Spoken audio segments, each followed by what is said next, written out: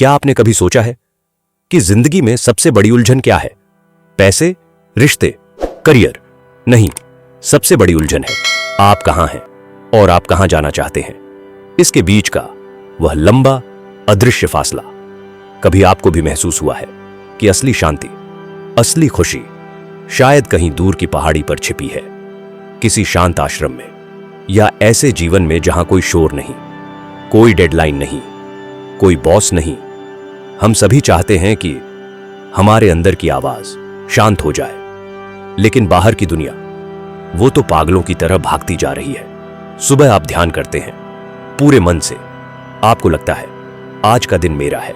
एक हल्की सी शांति पूरे शरीर में उतर जाती है। फिर आप ऑफिस 3 पहुंचते हैं, एक ईमेल खुलता है और वो शांति पल भर में जैसे किसी ने स्विच ऑफ कर दिया हो। कभी आपको अपना आध्यात्मिक अभ्यास एक और काम जैसा लगा है, ऐसा काम जिसे करने के बाद थकान तो मिलती है पर संतोष नहीं। कभी लगा है कि आप आध्यात्मिक रूप से इतने अलग हो चुके हैं कि लोगों की छोटी बातें, उनके झगड़े, उनकी भागदौड़ आपको बचकानी लगने लगी है? क्या आपके अपनों को लगने लगा है कि आप उनसे दूर सरकते जा रहे हैं? यदि हां, तो आप सही जगह पर हैं। आज आपके सारे सवालों के जवाब खुलेंगे। इस यात्रा में आप अकेले नहीं हैं, हम सब कहीं ना कहीं आरोही ही हैं। आरोही 28 साल की, बेंगलोर की एक तेजी से बढ़ती आईटी कंपनी में सीनियर प्रोजेक्ट मैनेजर है।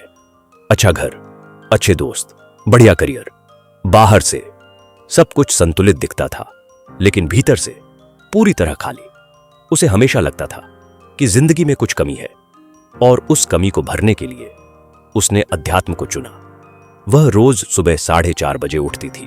2 घंटे का कठोर ध्यान, फिर योग, फिर ग्रंथों का अध्ययन। उसकी दिनचर्या सुंदर थी, लेकिन इसकी कीमत उसे अपनी नींद, अपने वीकेंड और अपनी मानसिक ऊर्जा को दांव पर लगाकर चुकानी पड़ती थी।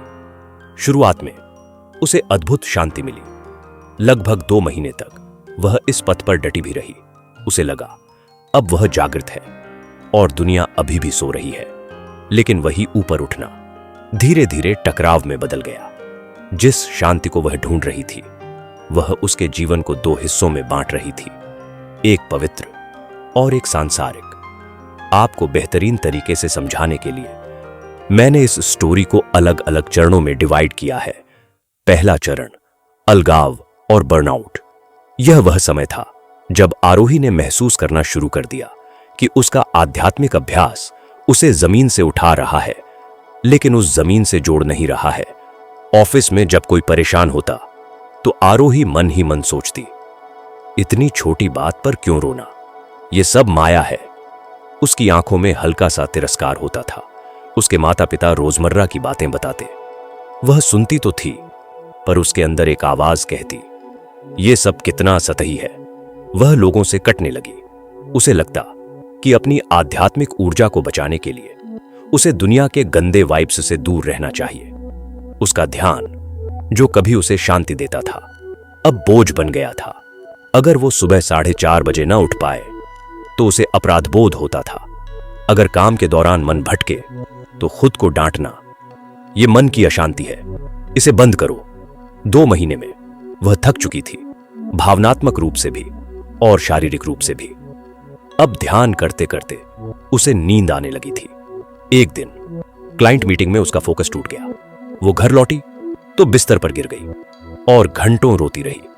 वह शांति जिसका वह पीछा कर रही थी, उसी ने उसे तोड़ दिया था। यह आध्यात्मिक बर्नआउट था। दूसरा चरण, जमीन से जुड़ने की कोशिश। उस रात रोते रोते आरोही ने अपनी आध्यात्मिक डायरी उठाई। एक पन्ने पर लिखा था, आध्यात्मिक विकास का मतलब भागना नहीं, बल्कि यहीं रहकर पूरी तरह जीना है। उसी पल उसे अपनी गलती दिखाई दी। वह अध्यात्म को जीवन का हिस्सा नहीं बना पाई थी, बल्कि उसने उसे अपने जीवन के विरुद्ध खड़ा कर लिया था। अगले ही दिन उसने सब बदल दिया। कठोर साधना छोड़ दी, माइक्रो प्रैक्टिस अपनाई। सुबह 5 बजे नहीं, बल्कि 6:30 बजे उठना शुरू किया। सिर्फ 10 मिनट की जागृत श्वास। काम के बीच में अगर मुश्किल ईमेल आता या सिस्टम क्रैश होता तो वो 30 सेकंड के लिए आंखें बंद करके बैठ जाती। वो अब मीटिंग में नॉन जजमेंट होने लग गई। जो कहा जा रहा है बस सुनना, बिना अपनी राय बनाए। ये कर्म योग था, बिना अटैचमेंट के कर्म करना। वो लंच टाइम पर फोन दूर रखने लगी और खाने के स्वाद को महसूस करने लगी। फिर आई रिश्तों की बारी। आरोही ने समझा, रिश्ते ही वह प्रयोगशाला है जहां असली आध्यात्मिकता की परीक्षा होती है। मां फोन पर छोटी समस्या बताती तो पहले वह टाल देती थी, पर अब वह पूरी तरह मौजूद रहने लगी और सहानुभूति के साथ सुनती। उसने दोस्तों से मिलना नहीं छोड़ा, बस साफ कह दिया, मैं 9 बजे तक घर लौट जाऊंगी। उसने अपनी जरूरतें बताईं और दूसरों को जज करना बंद कर दिया। तीसरा चरण, जमीन से जुड़ी उड़ान। धीरे धीरे उसका जीवन फिर से संतुलित होने लगा, लेकिन इस बार नींव अलग थी। उसका अभ्यास अब जीवन के खिलाफ नहीं था, बल्कि जीवन के साथ बहता था। आध्यात्मिक शक्ति बैटरी नहीं है, बल्कि यह तो एक स्रोत है जिसे जितना ज्यादा आप लोगों की सेवा, काम और रिश्तों में उपयोग करते हैं, उतना ही यह बढ़ता जाता है। एक दिन कंपनी का सबसे बड़ा प्रोजेक्ट लॉन्च था, जिसमें एक टेक्निकल बग आ गया। जहां पहले वह घबरा जाती या डिटैच होकर किनारे हो जाती, वहीं आज उसने शांत मन से टीम को संभाला। तर्क, एकाग्रता, करुणा, सबका एक साथ उपयोग किया। 14 घंटे लगातार काम करके जब वो सवेरे घर लौटी तो उसका शरीर थका था, पर भीतर एक गहरी शांति थी। अगली सुबह वो 7 बजे उठी।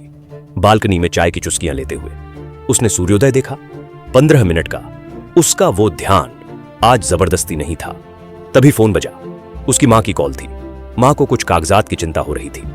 आरोही ने उनको सुना और समझाया। उसी पल उसे समझ आया कि उसके जीवन के दोनों हिस्से, पवित्र और सांसारिक, अब एक हो गए हैं। सच्चा अध्यात्म किसी पहाड़ी, किसी गुफा में नहीं, यहीं आपके काम में, आपकी रसोई में, आपके रिश्तों में, आपकी उपस्थिति में ही है।